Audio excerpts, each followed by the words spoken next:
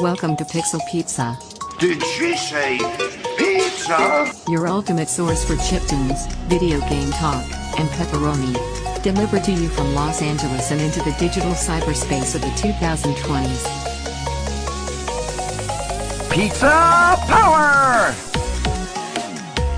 That's right, when super giant pizza. I want a large, thick crust with double cheese, ham, pepperoni.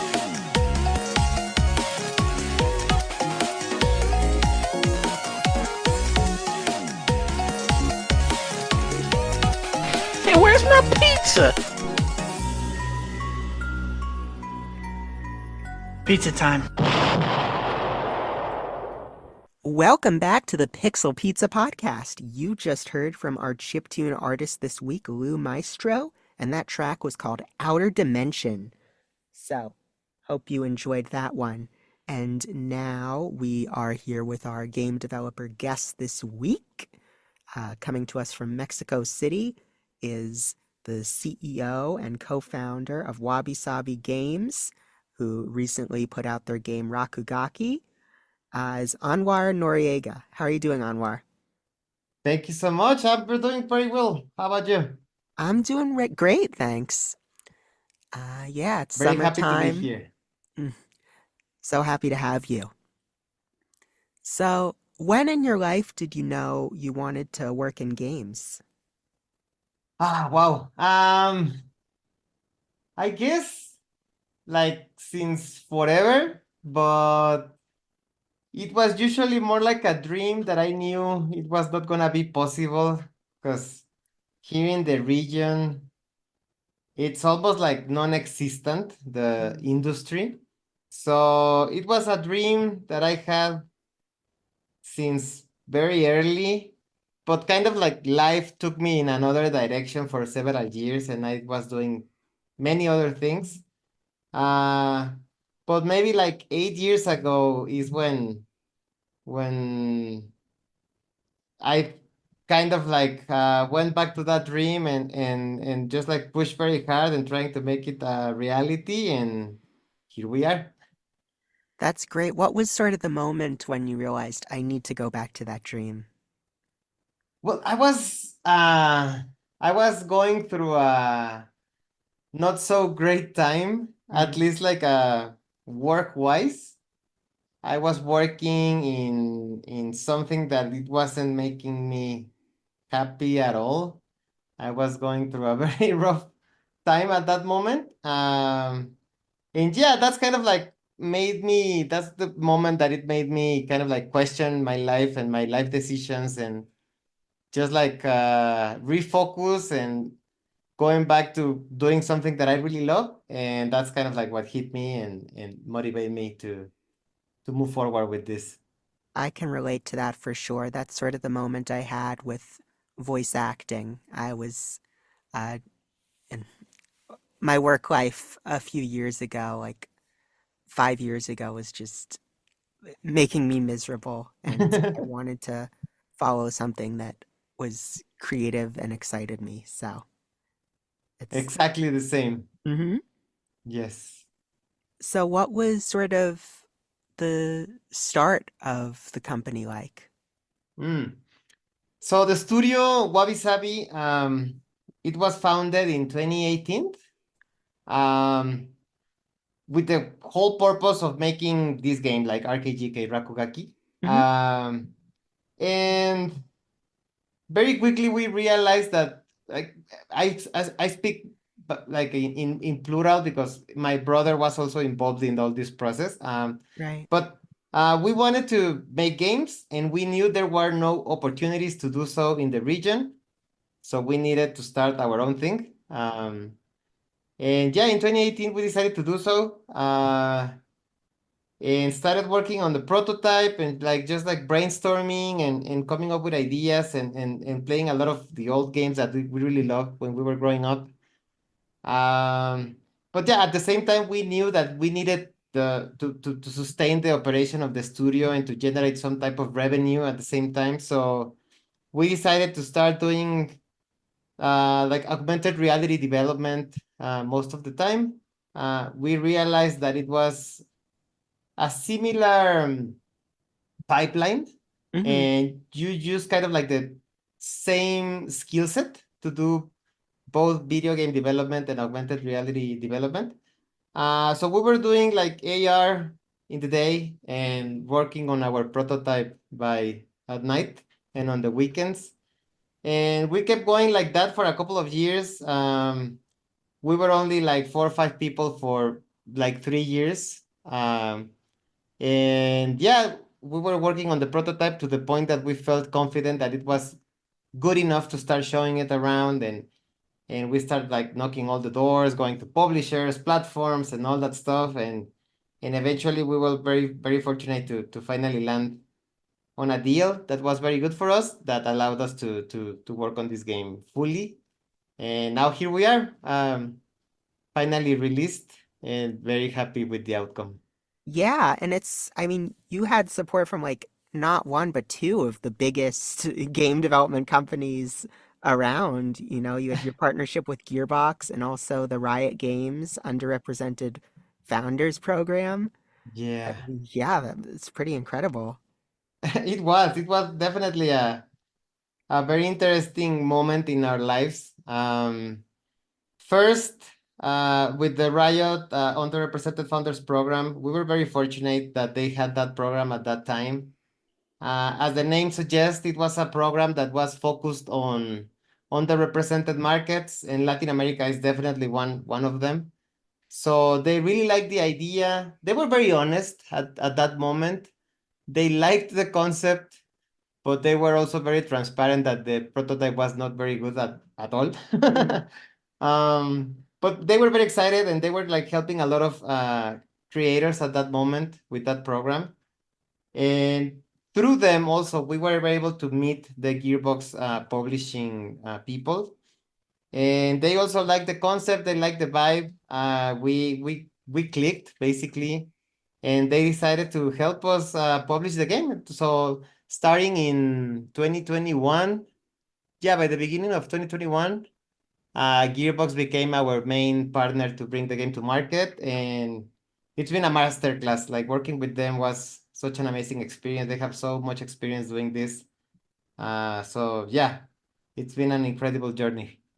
Yeah, I'm so happy for you guys. Was there any piece of feedback or like a criticism that you got at that time that you feel shaped the direction of the game moving forward or really was constructive for you? Yeah, like it was almost every week there was a piece of advice or feedback that was very useful. But I think in the very beginning, one of the most shocking feedback or advice um, was that, for example, when they saw the prototype, they thought that the vision was cool, but the fun was not there. You know, like Mm. the game was just plain and simple boring, right? Um, so we needed to work really hard in the beginning of the development to find that fun.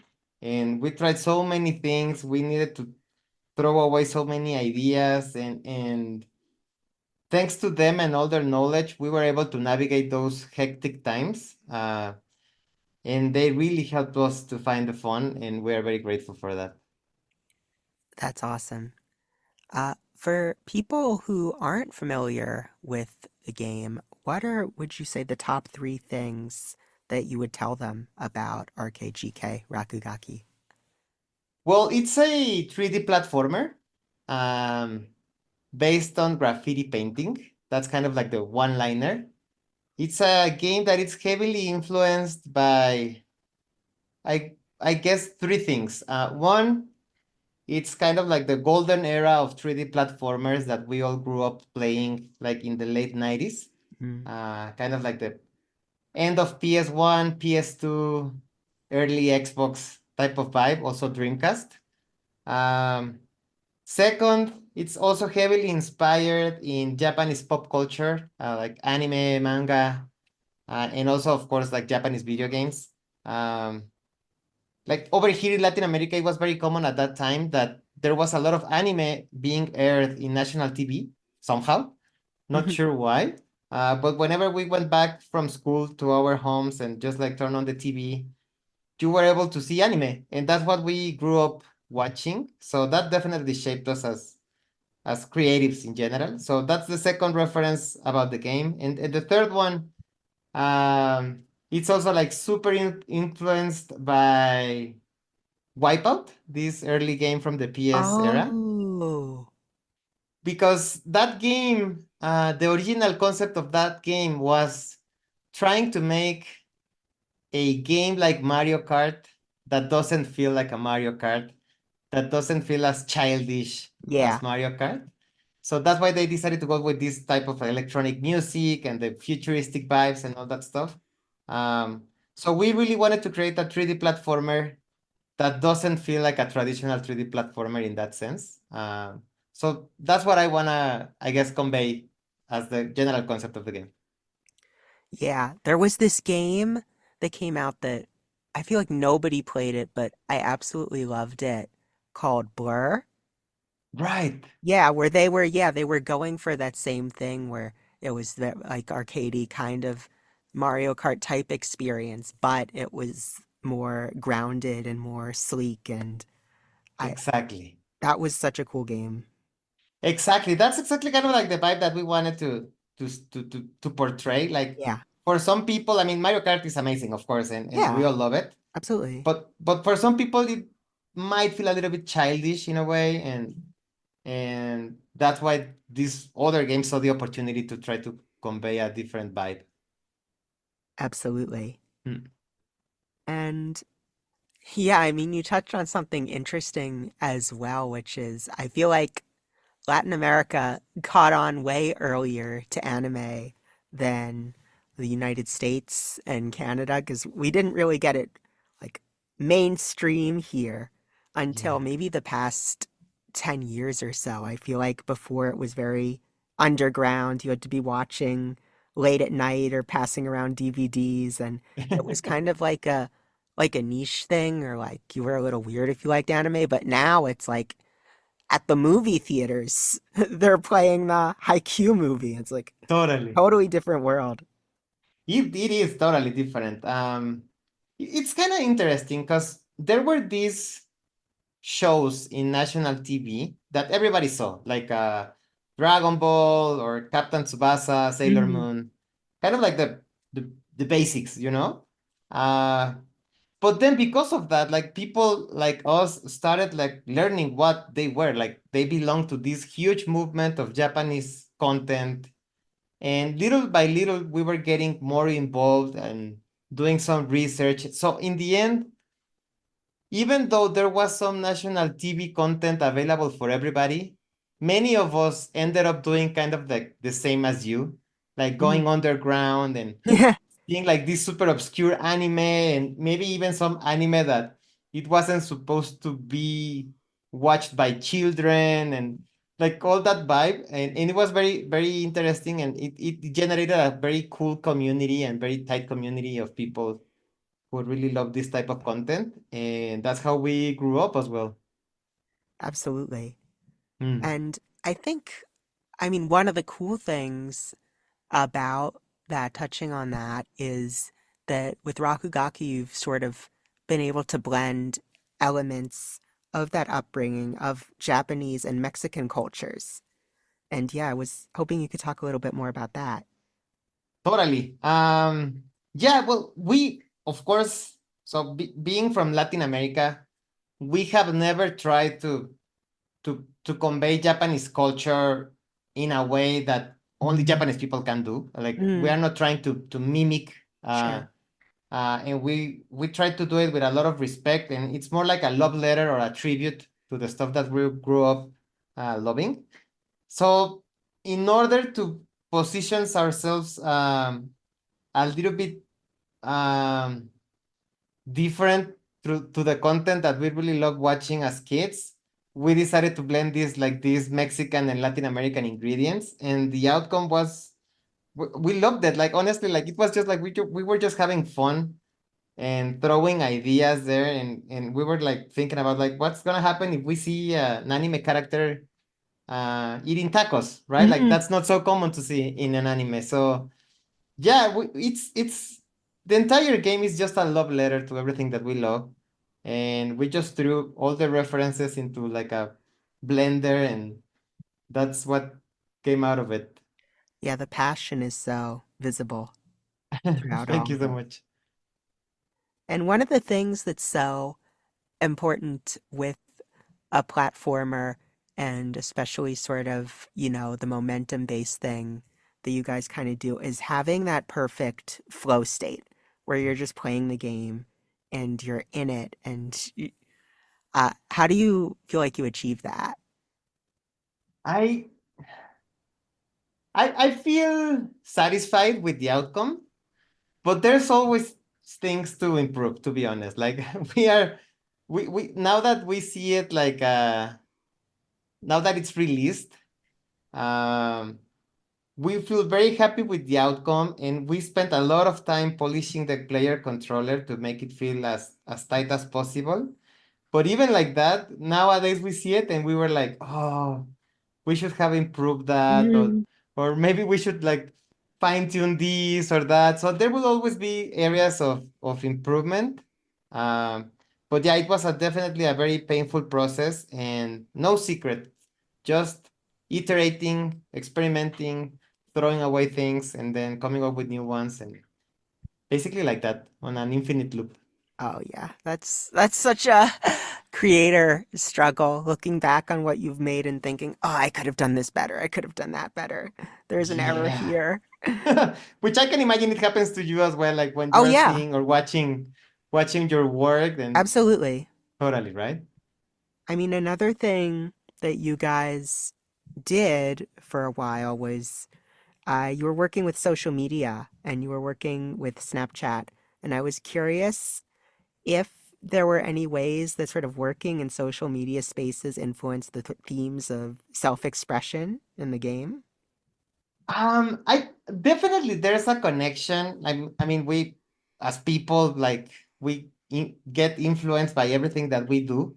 So yeah, like while we were working on the video game, as I was mentioning before, we were doing a lot of like augmented reality development, and one of our main partners is actually Snapchat, as you say. Um, so yeah, like we learned a lot about how people express themselves, uh, how sometimes like pressure around you can affect the way you behave, the way you express yourself. Maybe sometimes you limit yourself about what you need to say or what you want to say. Hmm. So definitely it's a conversation that we are always having through this experience. And definitely that shaped the topic of the game. Um, and also the part of like developing augmented reality for such a long time, that also kind of like influenced the way we designed the graffitis, for example, in the game, because the graffitis in the game are like this combination of like holograms and Oh, yeah. like 3D models and something like it's almost impossible to do in real life. So that is also heavily influenced by the background that we have in augmented reality. That's so cool that you were able to implement that. And where do you see the studio going after this? I mean, we have many plans. What I can say, like, there are many things that I unfortunately am still not allowed to disclose. Of course. But the objective is to keep growing the IP. We really like it. We see a huge potential on developing the characters in a more deep, like in a deeply way. Uh, we see a potential in this world to keep creating characters, stories, spin-offs, and everything. So that's what we wanna push, and that's what we wanna focus on as a studio. And hopefully, in the near future, we will have more news to share about that, about those plans. Yeah, I really hope so. There is a lot of potential there. Thank you so much. What would you say are was the biggest lesson that you learned in making Rakugaki? Ah, I guess the discipline and the resilience that you need to finish a project, and the fight against the, how can I say it? Like the attractiveness of starting something new, and just Oh, like yeah. that is one of the biggest takeaways for at least personally for me, and I believe like many people in the team as well. It's very tough to stay focused on one thing for such a long time. So I think that's the biggest lesson for us. Absolutely, yeah. It's so easy to just jump from idea to idea and lose Yeah, sight of the project you were initially working on. exactly. Yeah. What is something about your personal process that nobody knows? I don't know.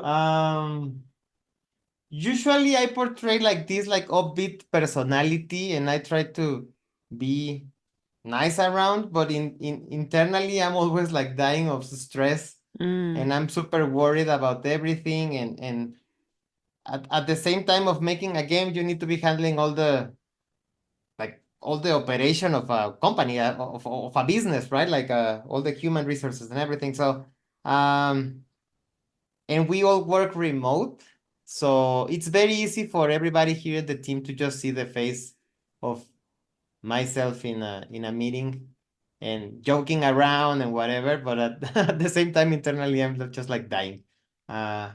So yeah, I have like that dual personality, I guess. Sure. Yeah, I can imagine there are a lot of sort of unique challenges that come with leading a company. It is challenging, and that is one of the how can I say it?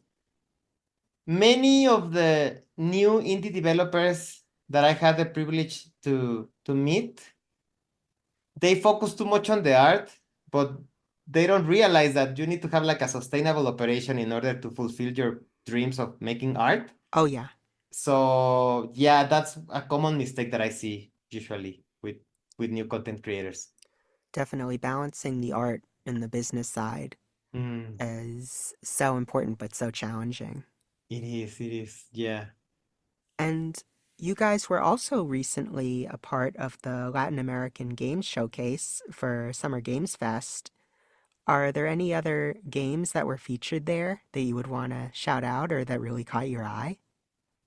There are like the show was huge, honestly. Like I was so surprised about the amount of games that were presented. There were around like 60 or 70 games Oh, only in the wow. Latin American game show.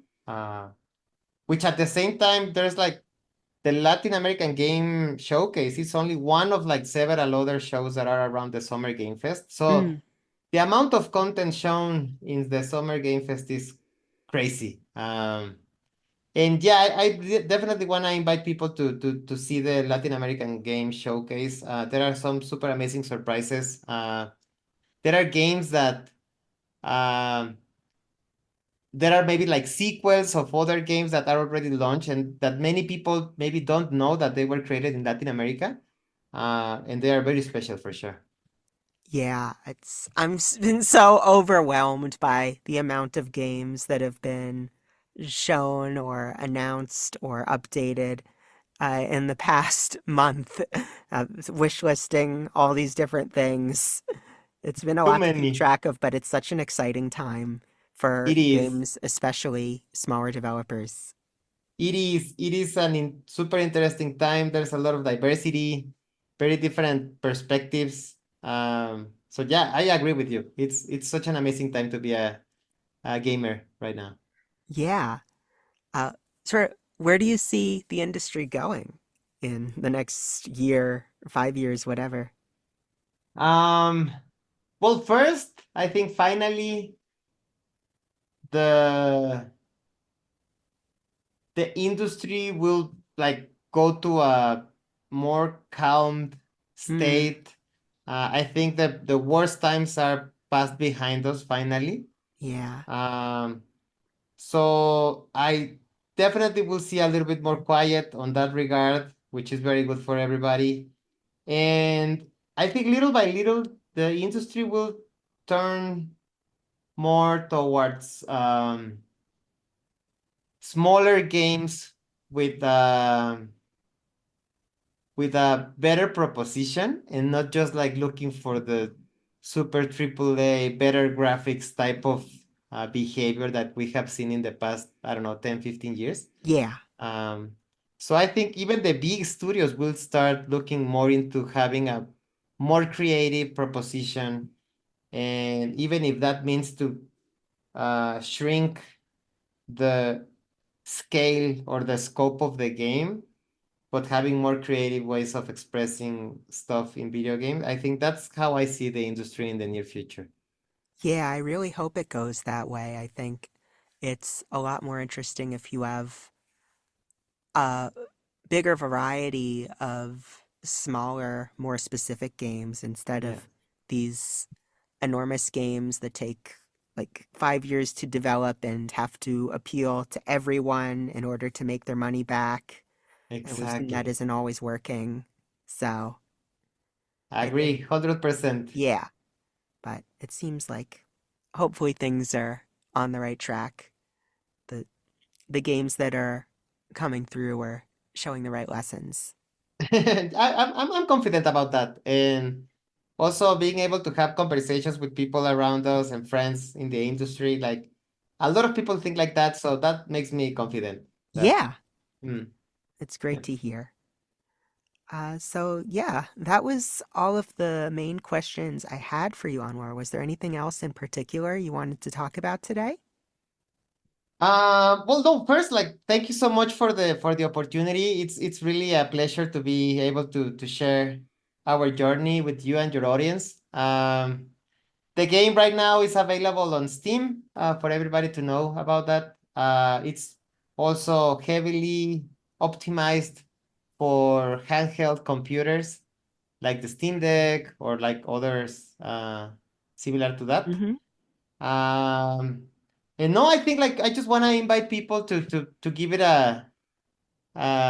an opportunity for the game. It's a fresh take on a very old but also loved genre, which is Mm-hmm. platformers. It's a small game. That was one of the key objectives since the day one, that we wanted to create an experience that doesn't take too long for people to enjoy it. And even if you are like heavily into some of the super big games, uh, maybe between those two, you can play one of these like Rakugaki and enjoy for a couple of hours. And that's kind of like the type of experience that we wanted to convey with the game. So yeah, no, like again, thank you so much. I think it has been a very interesting conversation, and I hope that your audience find in Rakugaki a cool game that they enjoy. Yeah, that's definitely the way I feel like I consume games nowadays is I'll play a big major release and then I'll break it up by playing a smaller game Yeah. and yeah, then alternate. That's a good balance, I think. I do have to ask, I mean, maybe you can't answer this, but is there any chance of it coming to PlayStation or Xbox? Yeah, like exactly as you mentioned it, I definitely cannot answer that right away, but we will have news very soon. We know this game, the DNA of this game um feels like it was meant to be on a platform like a console. Yeah, Um, so we are doing a lot of efforts in becoming in trying to make that a reality. And as soon as we have some news, I will make sure to let everyone know about that. amazing. Yeah, that's where all my memories of platformers are, in front of the Exactly. TV. So hopefully. Yes. So this is the Pixel Pizza podcast. I have to ask, Anwar Noriega, where's your favorite pizza place? Oh man. Okay, I think I have two. Um, One, it's a pizza place here in Mexico City that I really love. Uh, it's called Homie Pizza. Uh, it's amazing, and they have like these like super interesting flavors, and I really like it. And my second favorite actually it's one that it's in Tokyo. I Oh, had I had the privilege of living in Tokyo for some time in the past, like oh for four wow. years. Yeah. What part? In the south, in like Shirokane and Ebis. Okay. Yeah, over there, in Tokyo. So there was this place called Pizza Slice, Hmm. and it's kind of like it's kind of like an American type of pizza place, kind of like New York pizza. Yeah. Um, but like to be able to have that in Japan, and we were like super homesick, and Mm. then to find that place, it was amazing. And my wife and myself, we went there a lot because we really liked it. And yeah, we are team putting pineapple on the pizza. So I know Oh, okay. that's controversial, but we really like Yeah. it. I don't mind it. I don't, it's not like I put it on every time, but it can be Yeah. fun. I was in Shinjuku for uh, a summer a Oh, nice. while ago, several months studying.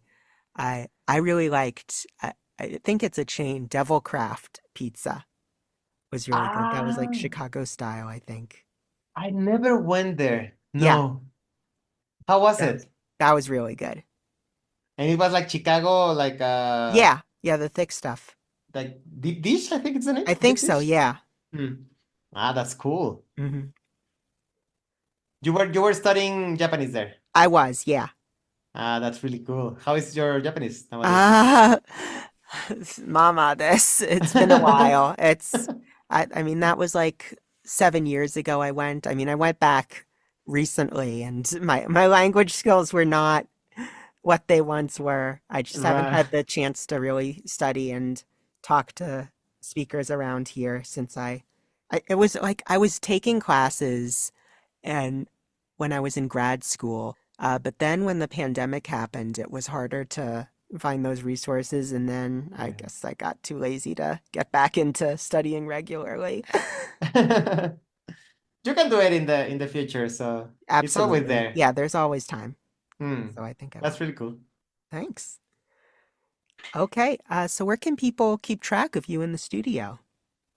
Then yeah, that's for the game. If you just search for RKGK in any major platform, you can find the account. Uh, Mainly on X and on Instagram is where we are a little bit more active. And then about the studio, the accounts are like Wabisabi Games, also on X or Instagram. And we are not crazy active as a studio there. Like we tend to focus more on the development. But yeah, Sure. any news about the game on the actual game account, there will be news very soon there. So yeah. Great. Good to know. Yes. Okay, so thanks so much again for joining me. Thank you so much for the invitation. Of course. Now we're going to hear one more track from our chiptune artist, Leumaestro, and that is called Hope for Home. So check out that one. We'll see you next week with another Pixel Pizza.